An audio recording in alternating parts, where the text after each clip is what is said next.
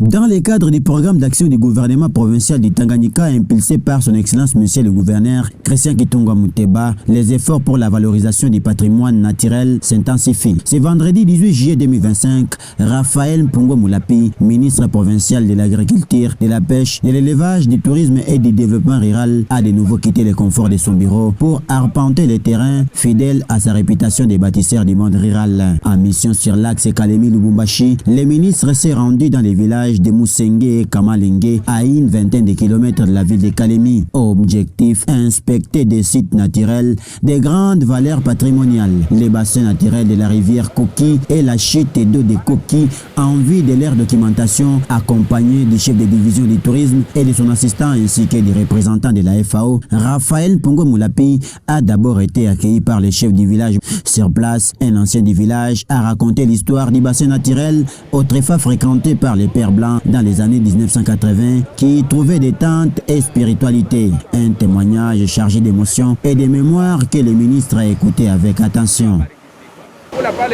Bakiisha kutoka hapa banafunga na magari yao banaenda.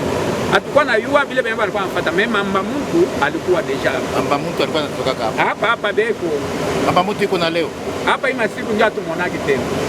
Ni mamba mtu dike ndio alibaki hapa dume atumuonaka tena. Hatujui kama yeko hapo. Kwenye alikuwa anaenda kama unashuka sana chini.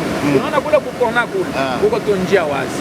La délégation s'est ensuite dirigée vers la chute des coquilles, une cascade spectaculaire de plus de 20 mètres de hauteur, encore largement méconnue du grand public. Saisi par la puissance du lieu, le ministre a exprimé son émerveillement tout en soulignant son potentiel touristique et économique énorme à condition d'en assurer la conservation et l'accès.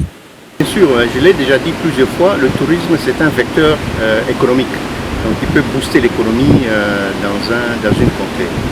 Alors si on aménage comme il faut tous ces sites, notamment ici à Bobo, ça va attirer, n'est-ce pas, l'installation de toute une infrastructure touristique, des hôtels, des restaurants, qui vont créer de l'emploi, et en créant de l'emploi, ça stimule l'économie du coin. Donc c'est ça la politique, le tourisme, c'est pas seulement quelque chose des loisirs, mais c'est une partie de la chaîne économique d'une entité comme le Tanganyika.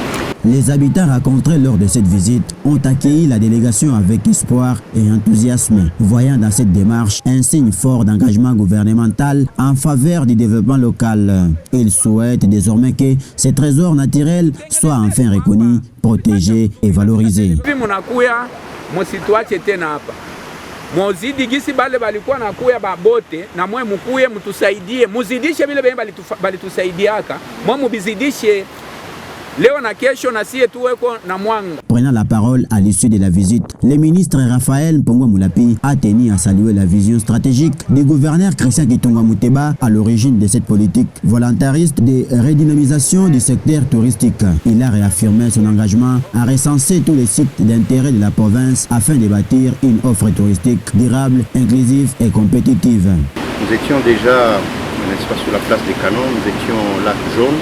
Nous étions sur la route des esclaves et aujourd'hui nous avons voulu visiter le site de Koki. Comme vous pouvez le voir, ce sont des merveilles de la nature que Dieu nous a dotés à notre province.